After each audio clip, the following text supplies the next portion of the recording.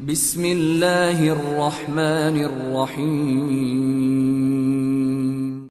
جی بسم اللہ الرحمن الرحیم۔ سورۃ الغاشیہ آیت نمبر 17 تک ہم نے پڑھ لیا تھا۔ اس کے بعد اعوذ باللہ من الشیطان الرجیم، و اور الی طرف، السماء آسمان کی، و الی السماء اور آسمان کی طرف، کیفا کیسے، رفعت بلند کیا گیا۔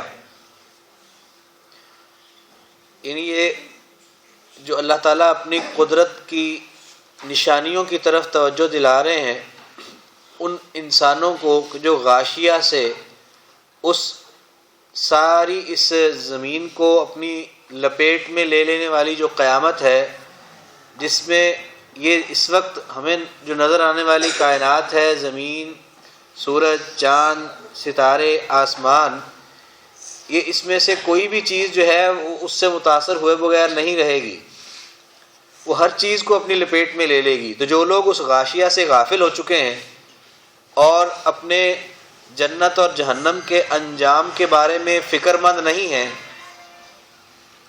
انہیں اللہ تعالیٰ اپنی یاد دلا رہے ہیں، اپنی قدرت کی عظمت ان کے سامنے واضح کرنے کے لیے اپنی قدرت کی جو نشانیاں ہیں ان کی طرف توجہ دلا رہے ہیں کہ کیا انہوں نے اونٹ کی طرف نہیں دیکھا کہ وہ کس طرح سے تخلیق کیا گیا ہے، تو اس کی تخلیق کو دیکھ کے انہیں اللہ کی قدرت یاد نہیں آتی۔ وَإِلَى السَّمَاءِ اور آسمان کی طرف، یعنی وہ آسمان کی طرف نہیں دیکھتے کہ کیف رفعت، کس طرح اللہ نے وہ بلند کیا ہے بغیر ستونوں کے۔ اسی طرح وَإِلَى الْجِبَالِ، و اور الی طرف، الجبال جمع ہے جبل کی، جبل پہاڑ، وَإِلَى الْجِبَالِ اور پہاڑوں کی طرف، کیفا کیسے، نصبت نصب کیے گئے۔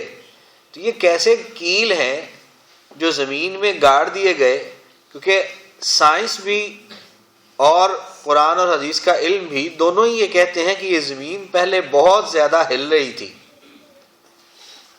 اور اتنی ہل رہی تھی کہ اس کے اوپر کسی چیز کا رہنا اور ٹھہرنا ممکن نہیں تھا۔ تو زمین کی وہ حرکت جو ہے وہ ان پہاڑوں کی وجہ سے رکی، تو یہ ایسی میخیں اللہ نے اس کے اوپر گاڑی کہ اس کو بالکل انہوں نے پرسکون کر دیا، اور اس طرح سے کہ اب ہم آرام سے اس کے اوپر چل پھر رہے ہیں، اور ہر چیز اس کے ساتھ جو ہے وہ چپکی ہوئی ہے، اور اللہ تعالیٰ کا یہ نظام جو ہے وہ چل رہا ہے۔ تو پہاڑوں کا یہ نصب کیا جانا زمین میں، وہ بھی اللہ تعالیٰ کی قدرت کی بہت بڑی نشانی ہے۔ پہاڑوں کو دیکھو تو صحیح کہ ان کی بلندی انسان دیکھتے دیکھتے دنگ رہ جاتا ہے، بعض پہاڑوں کو، اللہ اکبر، اور ان کی جو جسامت ہے اتنی بڑی کہ اتنے بڑے بڑے پہاڑ کیسے بن گئے، وہ کیسے بنائے گئے ہوں گے۔ تو انسان اس پہ سوچے تو وہ ہیبت اس بنانے والے کی اس کے دل میں بیٹھتی ہے۔ تو اس وجہ سے اللہ تعالیٰ اپنی طرف اور اپنی قدرتوں کی طرف توجہ دلانے کے لیے قیامت سے غافل انسانوں کو فرماتے ہیں کہ کیا وہ نہیں دیکھتے پہاڑوں کی طرف کہ کیسے نصب کیے گئے، یعنی جیسے وہ نصب کیے گئے ہیں ان کو نصب کرنے والی ذات کتنی عظیم اور قدیر ذات ہے۔ وَإِلَى الْأَرْضِ، وَإِلَى اور طرف، الْأَرْضِ زمین کی، کیفا کیسے،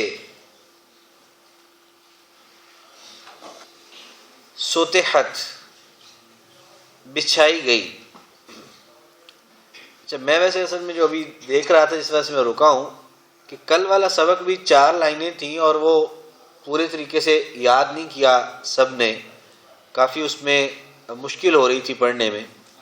تو میں نے پہلے بھی گزارش کی تھی کہ سبق تھوڑا پڑھ لیں بے شک، لیکن اس کو ہونا صحیح طور پر یاد ہونا چاہیے۔ تو اگر تو آپ لوگ سمجھ رہے ہیں کہ اب یہ ساری جو ہے آپ آسانی سے کر پائیں گے تو پھر تو سارا پڑھیں، تو بے شک اس کو تھوڑا کر لیں، لیکن سبق ٹھیک یاد ہونا چاہیے۔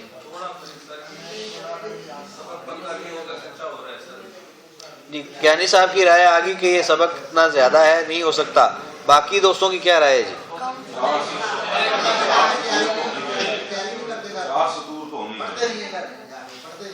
اچھا جی جی بہرحال یہ کہ میں بار بار یہی گزارش کر رہا ہوں کہ ٹھیک ہے، میں آپ سب دوستوں کی، زیادہ دوستوں کی رائے کی وجہ سے پڑھ تو سارا لیتے ہیں، لیکن سب کی ذمہ داری ہے کہ یہاں بھی اچھے طریقے سے یاد کر کے جائیں، پھر اپنی ذمہ داری کو نبھائیں یاد کرنے کی. تو یہ مناسب نہیں کہ روز ہی اگر یہی صورتحال آئندہ ہوگی تو پھر میں سبق ضرور کم کروں گا، پھر اس کو آپ کے کہنے کے باوجود بھی زیادہ نہیں کیا جائے گا. اگر یہی صورتحال روزانہ رہے گی تو یاد کر کے جانا آپ کی ذمہ داری ہے. اب میں باندھ کے بٹھا دوں وہ مناسب نہیں ہے کہ میں کہہ دوں کہ آپ 15 منٹ سے پہلے نہیں اٹھیں گے. یاد اچھی طرح سے کر کے جانا آپ کی ذمہ داری ہے، اور میں آپ کے آخر تک یہاں پہ اسی لیے موجود ہوتا ہوں کہ کسی کو پوچھنے کی ضرورت ہو تو وہ پوچھ سکے.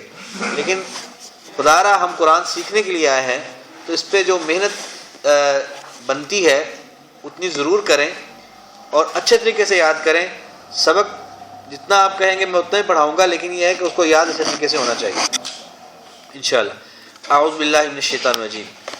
تو وَإِلَى الْأَرْضِ، اور زمین کی طرف، کیفا، کیسے، سطحت، بچھائی گئی، یعنی زمین کے بچھائے جانے کو تو دیکھو کہ کس طرح سے اللہ تعالیٰ نے اس کے مختلف سطحیں، پہاڑ ہیں، کہیں ریگستان ہیں، کہیں دریا اور سمندر ہیں، اور خشکی بہت تھوڑی ہے، پانی ہی پانی ہے زمین کے اوپر. زیادہ تر حصہ زمین کا وہ پانی سے ہی بھرا ہوا ہے. تو کس طرح سے اللہ تعالیٰ نے اس میں ایک توازن قائم کیا ہے، اور کس طرح سے سطح زمین جو خشکی والی ہے اس میں بھی بے شمار طرح کی سطحیں ہیں، اور مختلف طرح کی اس کے اندر صلاحیتیں اس زمین کے اندر اللہ تعالیٰ نے رکھی ہیں. خاص طور پہ جو زرخیزی ہے، پودوں کے اگانے کی صلاحیت. تو یہ ساری چیزیں اگر زمین پر بھی انسان غور کرے تو یہ بھی اللہ کی قدرت کا بہت بڑا کرشمہ ہے. تو یہ وہ اللہ جو مالک ہے دنیا کا اور آخرت کا، اور اسی کے حکم سے آخرت برپا ہونی ہے، غاشیہ آنی ہے، اس مالک نے ہم سے اپنی اس آزمائش کی زندگی کے ایک ایک لمحے کا حساب لینا ہے. تو کیا جو ان اللہ کی قدرتوں کو دیکھ رہے ہیں وہ دیکھتے نہیں ہیں ان چیزوں کی طرف؟ ان کو اللہ یاد کیوں نہیں آتا، اور پھر اپنی آخرت کی فکر ان کو کیوں نہیں ہوتی؟ کیا انہیں یہ چیزیں نظر نہیں آ رہی؟ اللہ کی اتنی بڑی بڑی قدرتیں نظر نہیں آ رہی؟ یہ اللہ تعالیٰ اصل میں سوال فرما رہے ہیں کہ وَإِلَى الْأَرْضِ، کیا انہوں نے نہیں دیکھا زمین کی طرف، کیفا سطحت، کیسے بچھائی گئی. تو یہ اپنے انداز میں اللہ تعالیٰ نے سمجھا کے، ہمیں اپنا مقصد بتا کے، قیامت کی فکر دلا کے، پھر نبی کریم صلی اللہ علیہ وسلم کو اللہ تعالیٰ مخاطب ہو کے فرماتے ہیں کہ میں نے بھی اپنی طرف سے تو اپنی اس کتاب ہدایت میں لوگوں کو سمجھانے کی کسر نہیں چھوڑی، اور آپ بھی بڑی کوشش کرتے ہیں، اور آپ بڑے فکر مند رہتے ہیں، آپ بڑے پریشان ہوتے ہیں جو لوگ ہدایت پر نہیں آتے اور ہدایت کو قبول نہیں کرتے. تو آپ کا فرض جو ہے بس آپ وہ پورا کریں. لوگوں کو پکڑ کے جنت میں لے کے جانا یہ آپ کی ذمہ داری نہیں ہے.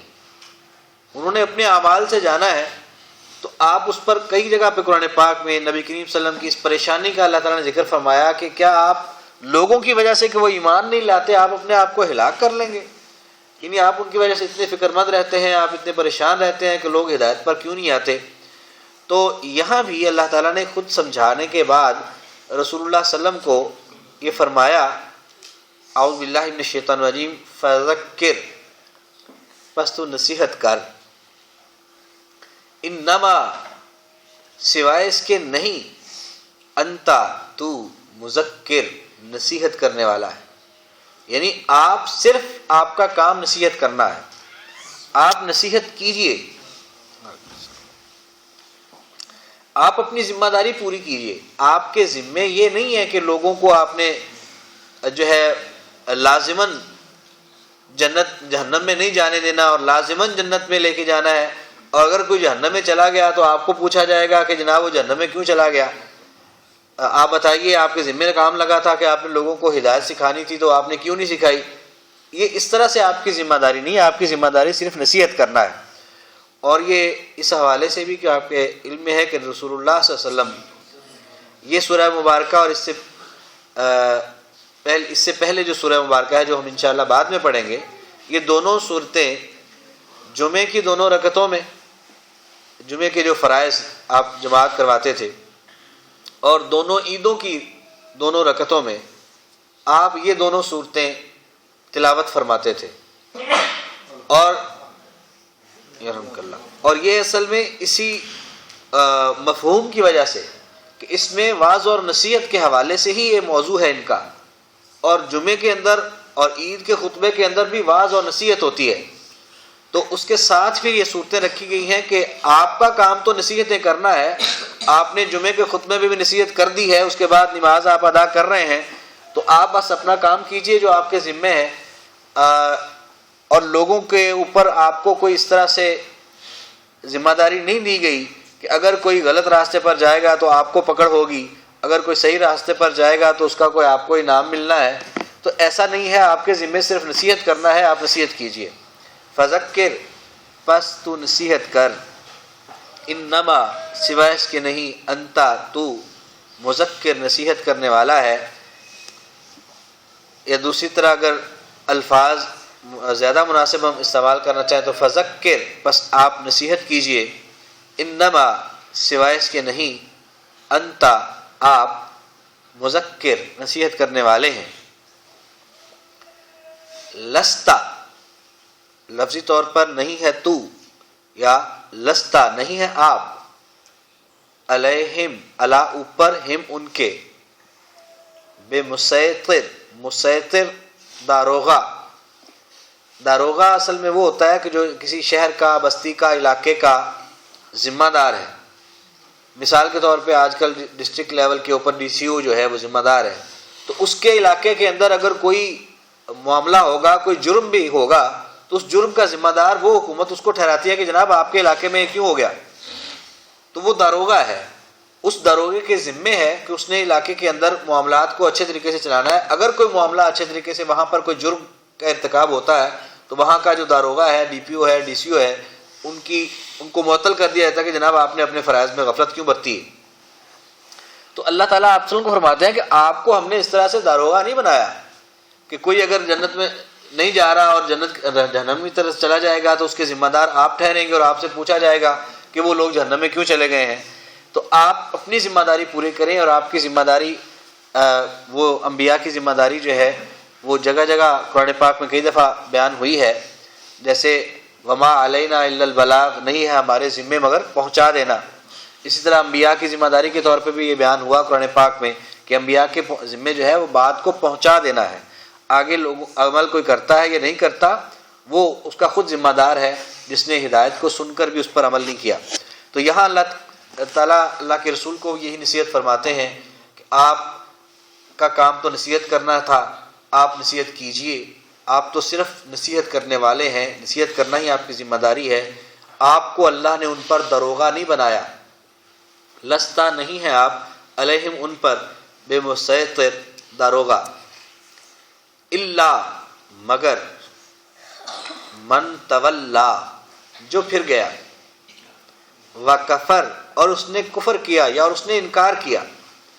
یعنی آپ کے ذمہ تو نصیحت کرنا ہے، آپ نصیحت کیجئے، آپ ان پر داروغہ نہیں ہیں، اور آپ کے اس نصیحت کو سننے کے باوجود، آپ کی نصیحت کرنے کے باوجود کوئی شخص جو ہے اگر وہ پھر گیا، اس نے اس ہدایت کو تسلیم نہیں کیا اور اس نے کفر کیا، تو کیا ہوگا؟ اس کا آپ پر کوئی بار نہیں ہے، آپ کی ذمہ داری تھی بات پہنچا دینا، آپ نے اپنا فرض پورا کر لیا۔ اگر کسی نے کوئی پھرا ہے اس ہدایت سے اور اس نے کفر کیا ہے اس ہدایت کے ساتھ، تو اس کا ذمہ دار وہ خود ہے اور اس کا انجام وہ خود بھگتے گا۔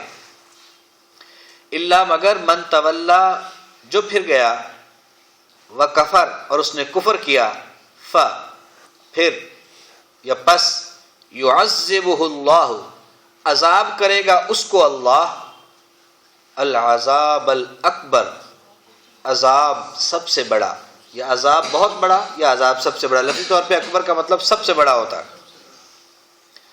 تو فَيُعَذِّبُهُ اللَّهُ، فَيُعَذِّبُهُ، پس عذاب کرے گا اس کو اللہ تعالی، العذاب الاکبر، عذاب سب سے بڑا۔ پھر فرمایا کہ آپ بس اپنی ذمہ داری پوری کریں، جو پھرے گا، کفر کرے گا، تو اس کو اللہ تعالیٰ بہت بڑا عذاب فرمائے گا۔ اور آپ کے ذمے تو صرف نصیحت کرنا ہے. یہ ان لوگوں کا معاملہ پھر اب ہمارے ساتھ ہے. انا بے شک، الینا الا طرف، نا ہماری، الینا ہماری طرف، ایابہم ایاب لوٹنا، ہم ان کا، ایابہم لوٹنا ان کا، یعنی مڑ کے تو انہوں نے ہمارے پاس ہی آنا ہے نا. بے شک ہمارے پاس ہی ہے ان کا لوٹ کر آنا، انہوں نے واپس ہمارے پاس ہی آنا ہے. ثم پھر، انا بے شک، علینا علا اوپر، الا طرف اور علا اوپر، یہ دونوں میں فرق ہوگا.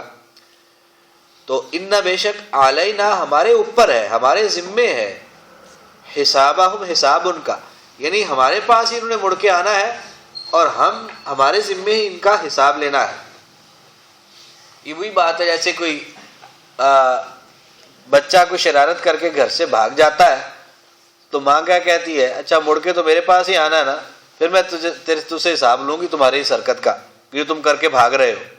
تو اللہ تعالیٰ بھی یہی فرما رہے ہیں کہ ہمارے پاس ہی انہوں نے لوٹ کر آنا ہے اور پھر ہمارے ذمے ہی ہے ان کا حساب. پھر ہم انہیں پوچھیں گے، ان سے حساب لیں گے کہ تم نے میری اس ہدایت کو جو میں نے تمہاری طرف بھیجی تھی اس کے ساتھ جو سلوک کیا تو وہ کیوں کیا. پھر اس کا حساب لینا ہمارے ذمے ہے. آپ کی ذمہ داری بس اتنی ہے کہ آپ نصیحت کریں، آپ بات پہنچائیں، اور جو ہدایت حاصل کرتا ہے یا نہیں کرتا وہ اس کی اپنی ذمہ داری ہے. جو نہیں کرتا پھر جاتا ہے کفر کرتا ہے تو بس اس کو اللہ تعالیٰ سب سے بڑا عذاب کرے گا. اور ہمارے پاس انہوں نے لوٹ کر آنا ہے اور ہم ان سے خوب حساب لیں گے کیونکہ ہمارے ذمے ہے ان کا حساب لینا. ہم نے وہ حساب ضرور لینا ہے. کبھی بھی اس حساب سے کوئی شخص جو ہے وہ بچ جائے گا، یہ ممکن ہی نہیں ہے. حساب ہر ایک کا اللہ تعالیٰ نے لینا ہے. وہ اس مالک کی مرضی ہے کہ کس کا حساب کیسے لیتا ہے.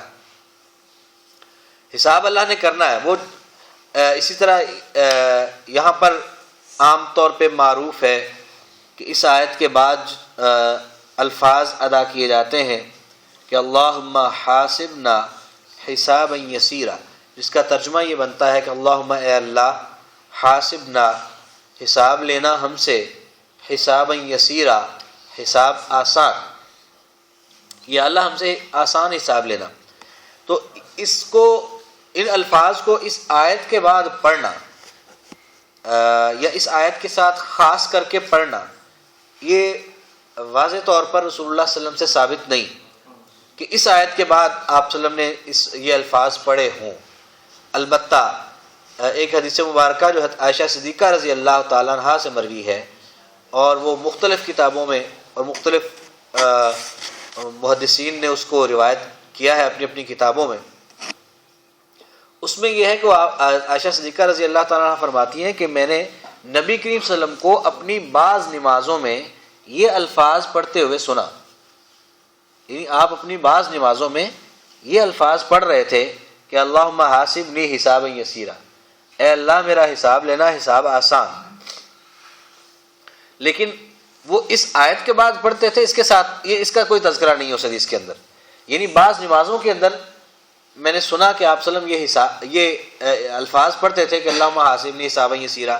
تو اس کو پھر قیاس کیا ہے علماء نے کہ یہاں پر کیونکہ اللہ تعالیٰ نے اسے حساب کا ذکر کیا کہ ہم نے ان کا حساب لینا ہے اور ہم ضرور ان کا حساب لیں گے اور ہمارے ذمے ہے ان کا حساب لینا. تو وہاں پر پھر آیت کی مناسبت سے قیاس کرتے ہوئے، کیونکہ آپ نے نماز میں یہ الفاظ ادا فرمائے تو ہو سکتا ہے کہ یہ آیت ہو یا اس قسم کی کوئی اور آیت ہو جس میں حساب کا ذکر ہو، تو اس لیے آپ نے وہ الفاظ ادا فرمائے ہوں اپنی نماز میں کہ اللہم حاسبنی حسابا یسیرا. تو قیاس کرتے ہوئے علماء جو ہے وہ ان الفاظ کو یہاں پر جو پڑھتے ہیں وہ اس وجہ سے پڑھتے ہیں. لیکن نبی کریم صلی اللہ علیہ وسلم سے یہ ثابت ہو کہ آپ نے اس آیت کو سننے کے بعد یہ پڑھا ہو، ایسا نہیں ہے. البتہ نماز میں آپ کی طرف سے ان الفاظ کی ادائیگی وہ مسنون ہے. تو ہمیں بھی بہرحال یہ دعا تو ضرور کرتے رہنا چاہیے، نماز میں نہیں تو نماز کے علاوہ، کہ یا اللہ ہم سے آسان حساب لینا. اور اسی حدیث میں بعد میں جب عائشہ صدیقہ رضی اللہ تعالیٰ عنہ نے فرمایا کہ جب آپ نے یہ الفاظ ادا فرمائے تو بعد میں آپ سے پوچھا گیا کہ وہ حسابا یسیرا سے کیا مراد ہے، وہ حسابا یسیرا کیا ہوگا، کیسا ہوگا. اللہ کے رسول نے فرمایا کہ حسابا یسیرا یہ ہے کہ کسی کے عمل نامے کو دیکھا جائے، اس میں اس کی کوتاہیوں کو، اور پھر ان کو نظر انداز کر دیا جائے، ان کو ٹٹولا نہ جائے کہ اس کی کوئی غلطیاں بھی تھیں، اور ان کو ویسے ہی ایک طرف کر کے اس کو چل بھی جا، یعنی نظر انداز کر کے کسی کا دیکھا کھاتا اس میں خرابیاں ہیں، اچھا بھی چل جا تو، یہ حساب ہے، یہ سیرہ ہے۔ اور تقریباً وہی یہ عمل نامہ دیکھا لیکن ان کو نظر انداز کر دیا۔ الفاظ آپ وسلم کے جو وہاں بیان ہوئے ہیں وہ یہ ہے کہ ان کو ان سے نظر انداز کرتے ہوئے، یعنی صرف ان کو نظر انداز کرنے کے الفاظ ہیں کہ نظر انداز کر دیا، یعنی وہ پھر یہی کہ کسی کا حساب دیکھا اس میں خرابیاں تو بہت ہیں لیکن ان کو ویسے ہی نظر انداز کرتے ہوئے اس کو آگے جانے کا حکم دے دیا کہ چل جا بھی تیرا حساب ہو گیا۔ یہ حساب ہے، یہ سیرہ ہے، اور اسی حساب کی اللہ کے رسول دعا فرما رہے ہیں اس حدیث میں کہ یا اللہ مجھ سے حساب آسان لینا۔ اور یہاں آپ نے فرمایا کہ اگر کسی کا اللہ تعالیٰ نے تفصیل سے حساب لیا اور اس کی اگر بات کی کھال اتارنے والی بات کی تو کوئی نہیں بچ سکتا، وہ بچ ہی نہیں سکتا۔ جس کا بھی حساب اللہ تعالیٰ نے تفصیلاً لینا شروع کر دیا کہ ہاں بھائی یہ کیا ہے اور یہ کیا ہے، وہ کبھی نہیں بچ سکتا، سوال ہی پیدا نہیں ہوتا۔ وہی بچے گا کہ جس پر اللہ تعالیٰ اپنے عفو اور درگزر کے ساتھ اس کی غلطیوں کو اللہ تعالیٰ نظر انداز کر دے اور معاف کر دے اور اس سے درگزر کا مظاہرہ فرمائے، وہی بچے گا۔ اور جس کا بھی اللہ تعالیٰ نے تفصیلاً اگر حساب لینا شروع کر دیا وہ نہیں بچ سکتا، وہ لازماً اس کو وہ عذاب میں مبتلا ہوگا۔ بہرحال اس لیے رسول اللہ صلی اللہ علیہ وسلم نے بھی یہ دعا فرمائی، ہمیں بھی اللہ تعالیٰ سے یہ دعا کرنی چاہیے کہ یا اللہ ہم سے آسان حساب لینا، جس کو اللہ کے رسول نے فرمایا کہ یہ آسان حساب ہوگا۔ آمین۔ تبھی ہماری بچت ہے، ورنہ ہم شاید کوئی بھی اپنے اعمال کی بنیاد پر بخشے نہ جائیں۔ اللہ اکبر۔ وہ جیسے پنجابی کا ایک شعر ہے اسی مناسبت کے ساتھ کہ جے ویکھاں میں عملاں ولے تے کچھ نہیں میرے پلے، تے جے ویکھاں تیری رحمت ولے تے بلے بلے بلے، یعنی اللہ کی رحمت کے ساتھ ہی ہم بچ سکتے ہیں، اپنے اعمال کی بنیاد پر بچنا یہ ممکن نہیں ہے۔ اس لیے اللہ تعالیٰ سے آسان حساب کی ہمیں دعا کرتے رہنا چاہیے۔ دوبارہ دیکھیے گا جن آیات کو، اعوذ باللہ من الشیطان الرجیم۔ وَإِلَى السَّمَاءِ اور آسمان کی طرف، کیفا کیسے، رفعت بلند کیا گیا، وَإِلَى الْجِبَالِ اور پہاڑوں کی طرف، کیفا کیسے، نصبت نصب کیے گئے، وَإِلَى الْأَرْضِ اور زمین کی طرف، کیفا کیسے، سطحت بچھائی گئی، فذکر پس تو نصیحت کر، پس آپ نصیحت کریں، انما سوائے اس کے نہیں، انتا آپ، مذکر نصیحت کرنے والے ہیں۔ ویسے یہ الفاظ عام ہیں، یعنی ہر واعظ جو واعظ کرتا ہے وہ بھی جب بعد میں خطبہ ادا کر رہا ہے تو اس کے لیے، یعنی نماز ادا کر رہا ہے یہ صورتیں پڑھ کے، اس کے لیے بھی یہ کہ ہر واعظ کے لیے بھی کام اس کا یہ کہ اس نے نصیحت کرنی ہے بس۔ تو اس لحاظ سے اگر کریں کہ ہر عالم اور ہر واعظ کے لیے ہے، یہ الفاظ ہو سکتے ہیں کہ ہر واعظ جو ہے اس کو یہ کہا جا رہا ہے کہ تو نصیحت کرنے والا ہے، تو بس نصیحت کر۔ تو کیونکہ العلماء ورثۃ الانبیاء، علماء جو ہیں وہ انبیاء کے وارث ہیں، وہ پیغمبرانہ ذمہ داری سر انجام دے رہے ہیں، تو یہ خطاب پھر صرف آپ وسلم سے نہیں رہ جاتا بلکہ امت کے ہر اس واعظ سے، ہر اس داعی کی طرف یہ خطاب ہے کہ جو یہ ذمہ داری سر انجام دے رہا ہے۔ تو اس صورت میں پھر اگر ہم یہ بھی ترجمہ کر لیں تو اس میں کوئی نامناسب نہیں ہوگا کہ فذکر پس تو نصیحت کر، انما سوائے اس کے نہیں، انتا تو مذکر نصیحت کرنے والا ہے، لستا نہیں ہے تو، علیہم اوپر ان کے، لستا لیسا انتا ہے اصل میں، یہ لیسا نہیں انتا تو ملا کے بن گیا لستا، نہیں ہے تو، علیہم اوپر ان کے، بے مسیطر داروغہ، الا مگر، من تولا جو پھرا یا جو پھر گیا، وکفر اور اس نے کفر کیا،